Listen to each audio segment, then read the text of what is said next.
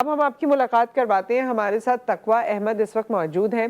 तकवा अहमद अपने आप में, वैसे वो मोटिवेशनल स्पीकर हैं, राइटर हैं, लेकिन अपने आप में एक मोटिवेशनल स्टोरी खुद है चलती फिरती हुई। इस बार उनको चिल्ड्रंस डे पर यूएन की तरफ से यूथ एडवोकेट जो मुकर्रर किया गया है। और तकवा के हवाले से मैं मोटिवेशनल इसलिए कह रही हूँ क्योंकि बाकी उनकी जो काविशें हैं वो अपनी जगह, लेकिन उनका माइंड इतना स्ट्रॉन्ग है कि उनकी हेल्थ कंडीशन होने के बावजूद, रीढ़ की हड्डी की कोई कंडीशन उनकी ऐसी है जिसकी वजह से उनको व्हील चेयर का इस्तेमाल करना पड़ता है, लेकिन व्हील चेयर का इस्तेमाल कर कर भी वो कराटे चैंपियन बनी है। वो व्हील चेयर का इस्तेमाल कर कर भी अपने लफ्ज़ों से जो जादू जगाती हैं, अपने दिमाग से, अपनी बातों से उन्होंने ऐसा एक मकाम हासिल कर लिया जो हम कहते हैं कि यूएन की तरफ से उनको youth advocate just at the age of 16 मुकर्रर किया गया है। इस वक्त हमारे साथ तकवा मौजूद है। अस्सलाम वालेकुम। अल्हम्दुलिल्लाह। तकवा, thank you so much for having me.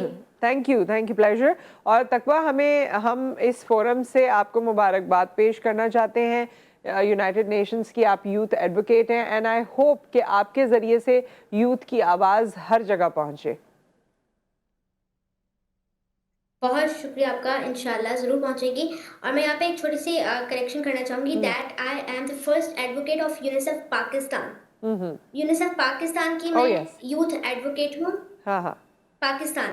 Pakistan की, ठीक है जी, पाकिस्तान की है। तो ये तो खैर हमने कहा ही नहीं, हमने तो बस ये कहा कि आप यूथ एडवोकेट हैं, लेकिन पाकिस्तान की नहीं, जी नहीं, ये इट्स पहली माय है। प्लेयर। हाँ, अच्छा ये बताइए तकवा कि आपने इस लेवल पर जो आप पहुंची हैं उसके लिए आपकी क्या काविशें रही हैं? आपको क्या लगता है कि आपके कौन से ऐसे स्किल्स हैं, कौन सी ऐसी बात है जिसकी वजह से आप यहाँ तक पहुंची हैं और यूनिसेफ की तरफ से आपको नॉमिनेट किया गया है?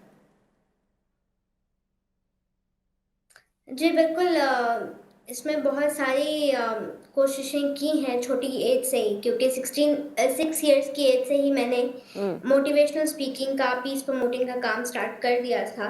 हम्म और उसके बाद फिर वो कहते हैं ना कि कतरा-कतरा करके दरिया बनता है। हम्म तो बस वही छोटी-छोटी कोशिशें, लोगों आप जैसे दोस्तों ने हिम्मत बढ़ाई, हम्म पेरेंट्स का साथ रहा, हम्म तो बस यही चीज़ों ने मोटिवेट किया मज़ीद। हम्म। तो आज मैं इस मुकाम पे हूँ। आपकी स्पीच यहाँ पर आ रही है जिसके नीचे वो मैं देख रही हूँ जो जो आपने कहा था, अगर आप उसका क्रक्स हमें बता सकें कि जब आप वहाँ पर मौजूद थी यूनिसेफ के इस फोरम पे, तो क्या ये जो इस वक्त हम स्क्रीन पे दिखा रहे हैं, क्रक्स क्या था आपकी गुफ्तगू का? मेरी इस स्पीच का बेसिक जो मोटिव था वो था पीस, ह्यूमैनिटी और पॉजिटिविटी। हम्म। मेन जो मोटिव था मेरी स्पीच का वो यही था। ठीक है, पीस, लव एंड ह्यूमैनिटी, इसी को आपने फोकस किया। जी। और अब आगे आपका क्या प्लान है तकवा? किस तरह से, अब आपको ये एक पोजीशन मिली है but the position comes with responsibility all the time, so अब आप अपने आप को बेशक। किस तरह के रिस्पॉन्सिबल समझ रही हैं और कौन सी ऐसी रिस्पॉन्सिबिलिटीज़ हैं जो आप समझती हैं कि मुझे अब अज्यूम करनी है in context to children in Pakistan और यूथ इन पाकिस्तान? बिल्कुल, इसमें आपने जो बात कही कि बहुत ज़्यादा रिस्पॉन्सिबिलिटीज़ तो ऑब्वियसली हैं, हम्म और इंशाल्लाह इन तमाम रिस्पॉन्सिबिलिटीज़ को जो है वो इंशाल्लाह मैं पूरा ज़रूर हम्म करूँगी, आप जैसे दोस्तों की सपोर्ट रही तो। हम्म इनमें जो सबसे ज़्यादा मेरा जो मोटिव है वो है पाकिस्तान को एक खूबसूरत मुल्क बनाना। और हम्म हमारी जो पाकिस्तान की यूथ है, जिनकी आवाज़ जो है वो बड़े लोगों तक नहीं पहुँच सकती, जिनकी रसाई जो है वो नहीं है हम्म गवर्नमेंट तक, या वो ये सोचकर चुप हो जाते हैं कि लोग हम पे हँसेंगे या लोग हमें जो हम्म है वो बुरा-भला बोलेंगे।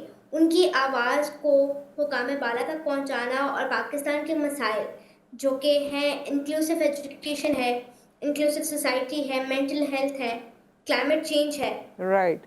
गर्ल्स एजुकेशन है, सेहत है, अर्ली मैरिजेस और चाइल्ड लेबर और चाइल्ड अब्यूज़। ये हम्म तमाम मसलों को लेकर जो है मैं यूनिसेफ पाकिस्तान के साथ मिलके ज़रूर इंशाल्लाह काम करूँगी, और हमारी कोशिश रहेगी कि इन तमाम मसलों को जो है वो ओवरकम किया जाए। Very nice, all the best for that. अच्छा तकवा, हमें ये भी बताइए, इस वक्त आपकी एक और फुटेज भी चल रही है जिसमें आप कराटे प्रैक्टिस कर रही हैं, सो जी, जी। क्योंकि हमारे यहाँ तो जिस तरह आपने पहले भी कहा कि लोग ये समझते हैं कि मुझ पे लोग हंसेंगे अगर आवाज़ में थोड़ी सी कमी बेशी है, अंदाज में थोड़ी सी बिल्कुल। ऐसी कमी बेशी है, कोई भी ऐसी चीज़ जो हमें लगता है अपेरेंटली कि हमारे पास नहीं है और उसकी वजह से हम परेशान होते हैं, but you have proved otherwise. आप एक हेल्थ कंडीशन में होने के बावजूद आपने सब कुछ कर लिया और कराटे भी कर लिया। सो प्लीज़ कुछ ऐसा बताइए, एक तो ये अपने बारे में भी बताइए और कुछ ऐसा भी कहिए सो दैट वो लोग जो कमरों में बंद हैं, जो आज अपने किसी भी फॉर इंस्टेंस कॉम्प्लेक्शन की वजह से, हमारे यहाँ तो ये भी बड़ा मसला है ना, कॉम्प्लेक्शन की वजह से दरवाजों के पीछे बंद है कि जी मेरा तो रंग ही ऐसा नहीं है कि मैं बाहर निकलूं और लोगों से बात करूं, उनको क्या कहना चाहेंगी? ये इसलिए दोनों दोनों चीजें आप बताइए। जी, जी। जी, जी।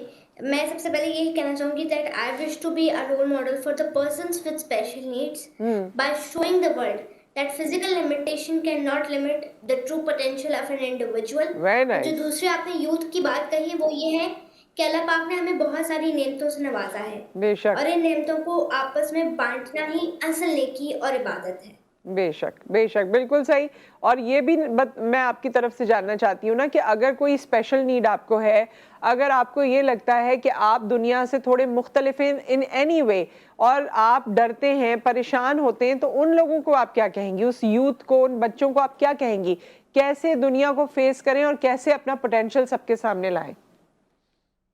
जी, बिल्कुल, मैं यही उन लोगों को कहना चाहूँगी कि आप लोग इस चीज़ से अफ़सरदा मत हों कि आपको अगर एक डेफ़िशिएंसी है, क्योंकि देखें अल्लाह पाक ने हम सबको क्रिएट किया है, he is the creator of all of us. Hmm, तो अल्लाह पाक कभी भी अपने किसी भी बंदे के साथ जो है वो नाइंसाफ़ी नहीं करेंगे। बेशक, बेशक। तो जो आपके पास अगर एक एबिलिटी नहीं है, तो उसको मत सोचें, जो आपके पास और मज़ीद एबिलिटीज़ अल्लाह पाक ने आपको अता की हैं, उन पे फ़ोकस करते हुए अपने आप को स्ट्रॉन्ग रखें और अपने इर्द-गिर्द वालों का रवैया अपने साथ चेंज आप जब तक खुद नहीं करेंगे, तब तक कोई आपके साथ चेंज नहीं होगा। इसलिए पहले the mindset needs to be changed हुँ, बाय आवर होम्स। अपने बिल्कुल। घरों से अपना माइंडसेट चेंज करवाएँ। उसके बाद अपना जो है इलाका, अपना मोहल्ला, फिर हुँ, अपना शहर, अपना एरिया जिस और फिर इसी तरह जो है वो आगे बढ़ता जाएगा ये कारवां।